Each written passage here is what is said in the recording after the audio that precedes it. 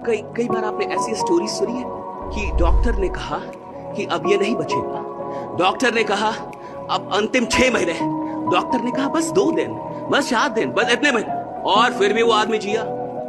आपने ये भी सुना होगा कि डॉक्टर ने कहा कि अगर इसमें जिजीविसा होगी, अगर इसमें जिजीविसा है, अगर ये जीने की इच्छा रखेगा तो ये ठीक हो सकता है। अब हमारे अंदर कुछ नहीं है, हमारे हाथ में कुछ है। जिजीविसा है कि नहीं, जीने की इच्छा है कि नहीं रोगी में, वो रोगी जीना चाहता है कि नहीं, वो पेशेंट जीना चाहता है कि नहीं। एक बात देखिए, मेडिकल साइंस को जो फेल करता हो, दैट इज विल। साइंस की शक्ति पहले समझिए।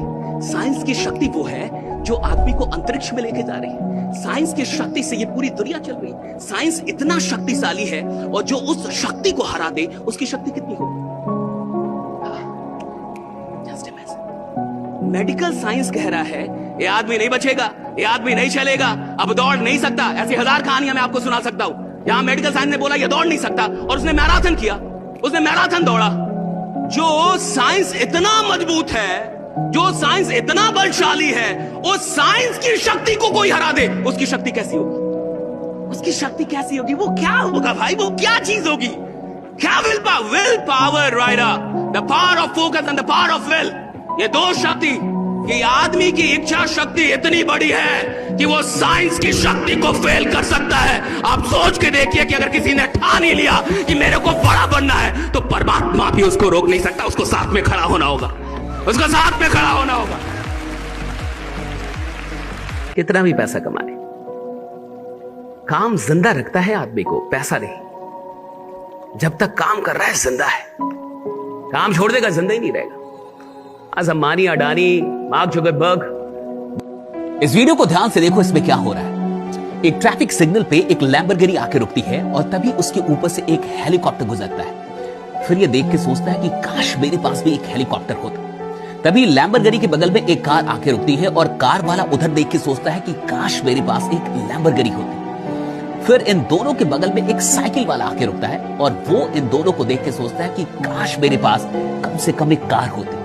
और तभी इन तीनों के आगे बढ़ते ही एक इंसान आता है जो पैदल चल रहा होता है, और वो इन सबको देख के सोचता है कि काश मुझे पैदल ना चलना पड़ता। और इसके पीछे से भी एक इंसान आ रहा होता है जो व्हील चेयर पे होता है, और वो ये सोच रहा होता है कि काश कम से कम एक बार मैं दोबारा अपने पैरों पे चल पाऊं। इससे क्या समझे? दूसरों की जिंदगी पे फोकस करने वाले लोग अपनी जिंदगी की खूबसूरती कभी नहीं देख पाते। इसलिए दूसरों की जिंदगी पे फोकस करना बंद करो, उनसे कंपेयर करना बंद करो। जो कुछ भी है उसके लिए ग्रेटफुल रहो, और अपनी पूरी मेहनत करते रहो। इस वीडियो को ध्यान से देखो, इसमें 2 बंदे हैं। पहला बंदा निशाना चूकने के बावजूद भी लगातार तीर पे तीर चलाया जा रहा है। वहीं पे जो दूसरा बंदा है, उसके हाथ में धनुष तो है, लेकिन वो निशाना नहीं लगा रहा। क्यों नहीं लगा रहा? क्योंकि कुछ लोग खड़े हैं उसके निशाने को देखने के लिए। यानी एक बात तो क्लियर है कि तुम्हारा मन फेल होने से नहीं डरता, तुम्हारा मन डरता है लोगों के जजमेंट से, कि लोग क्या कहेंगे। एक बात समझ लो, अगर तुम फेल हुए तो लोग डेफिनेटली तुम्हारे बारे में बुरा बोलेंगे, लेकिन अगर तुम सफल भी हो गए तो कुछ दुखी आत्माएं फिर भी तुम्हारे बारे में बुरा बोलेंगी। इसलिए तुम्हें घंटा फर्क नहीं पड़ना चाहिए कि लोग क्या कहेंगे। तुम्हें जो करना है तुम वो करो, और लोग क्या कहेंगे इस पे फोकस करना बंद कर दो, तभी जाके जिंदगी में सफल हो पाओगे। शशि सर, आपने बहुत बड़े बड़े गोल्स बनाए हैं, अचीव किए हैं। मैं आपसे जानना चाह रहा हूँ कि गोल सेटिंग कैसे की जाए, साइंटिफिक तरीके से गोल सेटिंग कैसे की जाए, और ना केवल सेट करना, उसको अचीव कैसे किया जाए। सबसे पहले तो क्लैरिटी लाइए कि आपको जो चाहिए क्या सच में चाहिए। द बिगेस्ट क्वेश्चन इज हम गोल्स बना के फेल क्यों होते हैं? आपको बताऊं, इस दुनिया में बहुत सारे लोग हैं जो गोल्स बना लेते हैं, इनको पता है कि गोल्स ऐसे बनते हैं, ये लिख नए साल पे हर कोई बनाता है, डेडलाइन बनाना है, ये लिख लेना है, छोटे छोटे स्टेप्स बना लेने, ये भी पता है। ये तो पुरानी बातें हो गई कि हाँ स्मॉल स्टेप्स में इसको बदल दो, एक ही बार में बड़ा मत देखो, या बड़ा देख रहे हो तो उसको छोटा छोटा कर दो, स्मॉल टारगेट्स ले लो, उसको अचीव। फिर भी नहीं होता, फिर भी लोग फेल होते हैं, फाइनली फेल होते हैं। 90% लोग गोल बना के भी फेल होते हैं इस दुनिया के अंदर। उसका रीजन है उनके पास क्लैरिटी नहीं है कि उनको क्या ये सच में चाहिए। क्या सच में आपको वो चाहिए जो आपने लिखा है? क्या आप सच में सीरियस है उसके बारे में? क्या सच में आपका कनेक्शन है? क्या पैशनेट है उस चीज को लेकर? अगर यही क्लैरिटी नहीं होगी तो आप गोल कितना भी बना लें, आप डेडलाइन कितना भी तय कर लें, आप कर नहीं पाएंगे। लाखों लोगों को आप प्रेरणा दे रहे हैं, लाखों लोगों को आप मोटिवेट कर रहे हैं। मेरा पहला सवाल यही है आपको प्रेरणा कहां से मिलती है? मुझे मेरा काम जो है ना, ये बहुत इंस्पायर करता है।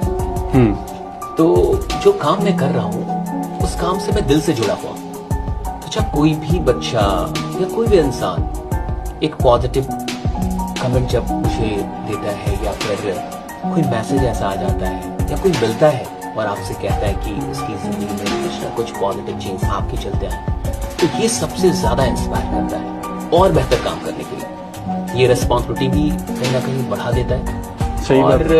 मतलब ऐसा लगता है कि यार अच्छा कर रहे हैं, और किया जाए। क्या पता किसकी जिंदगी कहां से, किस रील से, किस वीडियो से, किस बात से बदल जाए। तो मुझे सबसे ज्यादा लोगों की मोहब्बत इंस्पायर करती है। लोगों की मोहब्बत, लोगों की वो पॉजिटिव कमेंट्स, वो मैसेजेस।